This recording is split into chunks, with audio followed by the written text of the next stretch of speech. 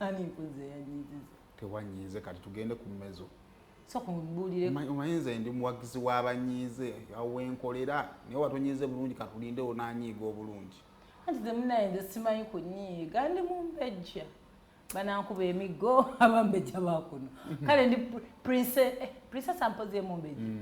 Neteekamu olumbejja. Ndiwemu olumbejja. Bbaala bagigalidde. Ana bweno TV nene okuyisaawo ebintu bwebityo. Tugiwe ekitiibwa TV yaffe. Tulina eri platform zaffe enja musa ajja kuntegeera. Ye tubaweera. Bane mutunoonyaako ye tubaweera wano. Wano tulina empisa waliwo eri gye tusumululira. Wano efugawo bulungi. Ne bakama baffe tubawa ekitiibwa. Naye tunoonyeeko. Otasirikira n'owo omuntu mugamba naye. Lwaki ono namuwadde nnyo bwenti. Naawe kenyini n'otula mulongama. Naye njakkawo obwo obutegetege bwe kalenga kajja kumbegera gwelindako. Wamma tulutandika kakati munange mu kibuga wakati. Tubadde twogera no ku nsonga y'ebiragalalagala mu Kampala muno. Sigwe gusoose. Bannange drug use ejjudde mu Kampala, abaana ba abusing ebiragala. Ebiragala kati abaana pesi gyabikozesezaamu tebiriko oba yasoma oba teyasoma. Anti edda bagamanga aba batasoma babeera mu njaga. Abaana boogera oluzungu nga yebasikala. Ate obuzibu bw'ebiragala bizze nnyo olw'ebiguruupu gundi akola kyo negundi kati sina kyakkola. Mwemunanga abantu balina engeri gye bagetinga trapped mu bulamu. Anti munanga ko afi nange mbeera ne hafi ate ngundi nabakikola kati nange sisa kubeera bwawo. Mbeera board. Kale bano abayize obuyizi abo. Singa okuleetera obuzibu. Tagali esusse nnyo n'ensonga endala nga tunaba tuziraba kakati emu ku hangout places mu Kampala emanyiddwa nga omwana edda yagamba. It is called Mezo, Mezono. Naye abaana bagiyita Mezonoa. So munange Mezonoa. Ekya Lufalansa. Mezonoa. Mezonoa. Kakati munange ekifo ekyo olunaku olw'eggulo kyataddeyo notice. Abadigize bagiyitako ne bagiyita Mezo. Atolina kabonaabona na Lufalansa. Kyasene kifulumya a public notice, temporary closure. Due to unforeseen circumstances, Mezonoa Kampala will be temporarily closed to the public effective immediately until further notice. We appreciate your understanding and regret any inconveniences this may have caused. Nebongerako wano, a notification will be issued in due course announcing the reopening date. Thank you. Kakati munange ngamaze oteeka ife tulowooza nno bino bya business kugwa ate buzibu bafunyemu obuzibu ekiyinza ba sealing yateguse otegedde bulungi nnyo amazzi gagenze munange olunaku olw'eggulo nga buwungeera ebigambo byatandise otambula mu WhatsApp groups ez'enjawulo nga biraga nti oyo bamuyita beautiful idiot at Zero Brian. I know him as a person. He's abaana aboku Twitter abasabula tebazanyirako ddala. So ku nasene ndabeyo tweet ya useful idiot ngagamba. So someone was apparently drugged at Mezo and passed away. Kampala bar owners need to prioritize their clients' safety other than profits. Nagamba temuntuuza mu mugambo. Tatuwadde Bbaala. Yagize buzima. Ameshonize Bbaala ne details tazirese. Okay, Bbaala agyogedde. Okay.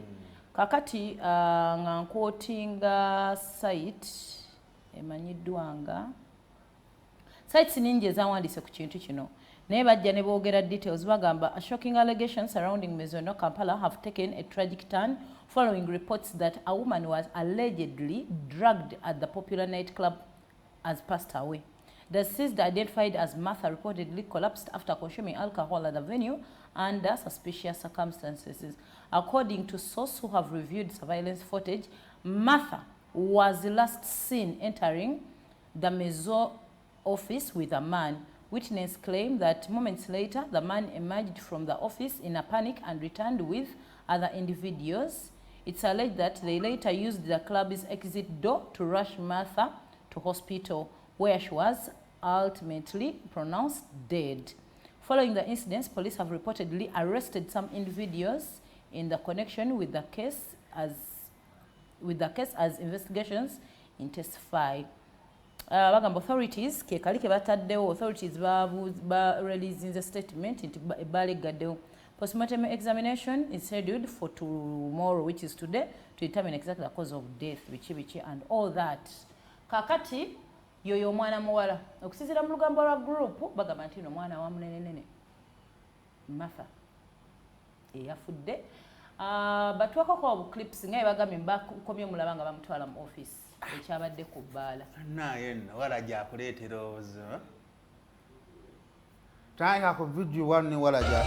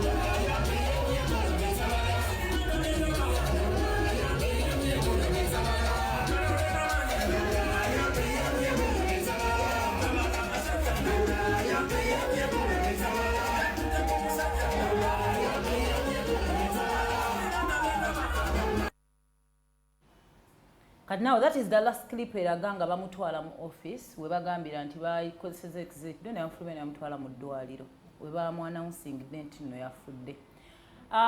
Eri ku Snapchat gyembeera I use Snapchat more often.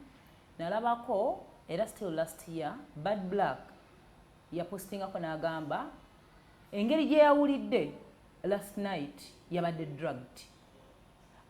Yanyonyola nti anyodde omwenge ebbanga ddene, but this was yalinga eyakatuuka kale all of a sudden yekanga ali waka. So kitegeeza nti bino ebintu y'okudraginga oli akudraginga tomanyi.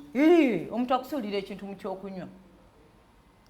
Naye ng'oma yaffe Bad Black twamutwala nti ayogera nnyo and all that. Omulala w'omuwala bamuyita Van Linda. People who use Snapchat bajja bamumanyi. Yagamba talidda mu Bbaala ate akootinga bulungi nnyo Mezo. Kuji bamudragingira. Era that is last year. Waliwo yoli gwe mmanyi on a personal level bamuyita Mahad. Naye mbu bamudraginga amaliriza ageze mu rehab.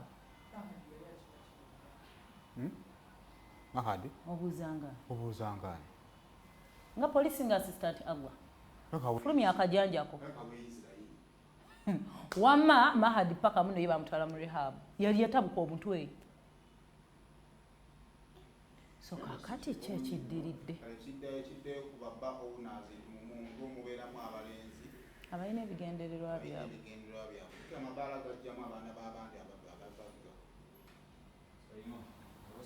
Oba ntegera gajjamu abaana b'abantu abalina ssente. Kati kizibu okusanga nga nannyini Bbaala akimanyiiko ne bano abali wakati awo. Naye olaba Bbaala we liba likozesa drugs.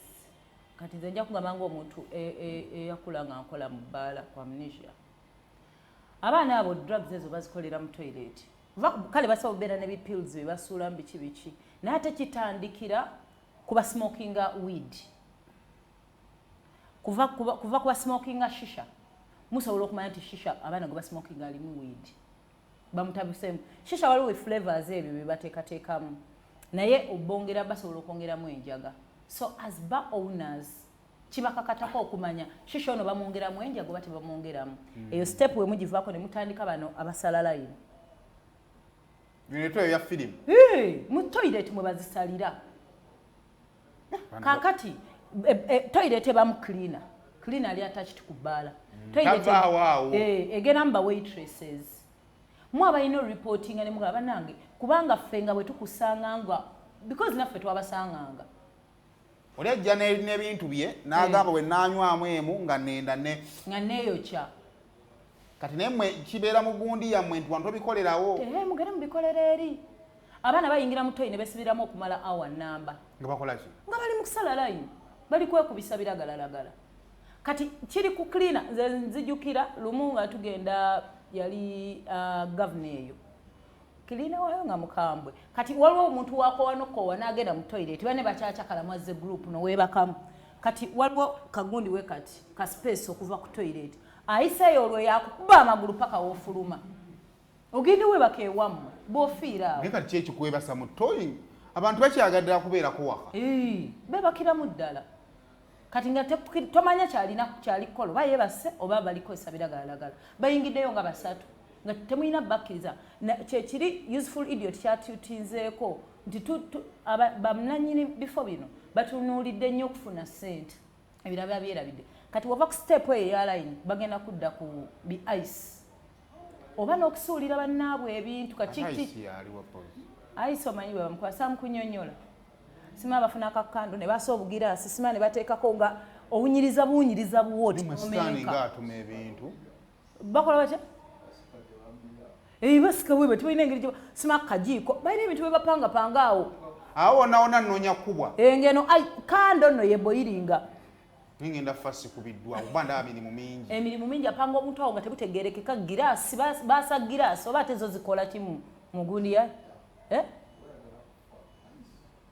munange bibityo byebakozesa ababikozesa bamanyi ebintu byabwe but kati mulimu n'abo babateramu pills and all that ebyo bigenderwa both abakazi n'abasajja owalayini kale ye kakati kiddali kuba owuna tokkiriza bikolera wuwo owa ice tokkiriza bikolera wuwo kati ekizibu kiri ku bana be basuuliramu nga tamanyi kuba kakati oyo bw'omulabawo ng'atudde bw'ati nga oyinza olowooza atamidde kumba ali mu kubala bazungu tabalaba alabanga abana alabanga omukaaga balekawo giraasi olumu n'abantu bennyini b'omanyi bwe wazze nabo mikwano jjo nomugala nkuumiraako n'agenda akola essusu anti omuntu abeera omuwala nga wabadde naye kuva 12 olaba tasalawo ku ssaawa 3 alina waalaga ate nga gwe kunnyo olina woomutwala bangi nnyo era n'obafuna confessions baziyina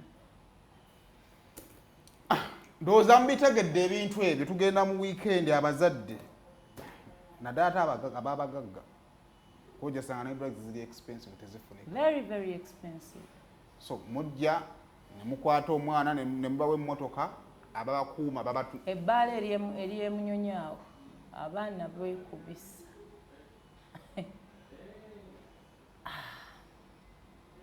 kati nagwe tunulire ndabanga musibe wajjo yabadde amulaba bw'ati nga mutunuulidde nengamba laba ono oluzira era bwe tunaamalira okwebuuzaako n'obusunga butukakkaje gy'emyaka ng'ebiri so kakati kidde nemmwe eri abavubuka baagala bakolamu obukozi ssente budde bugenze twetole mutukume otubwatule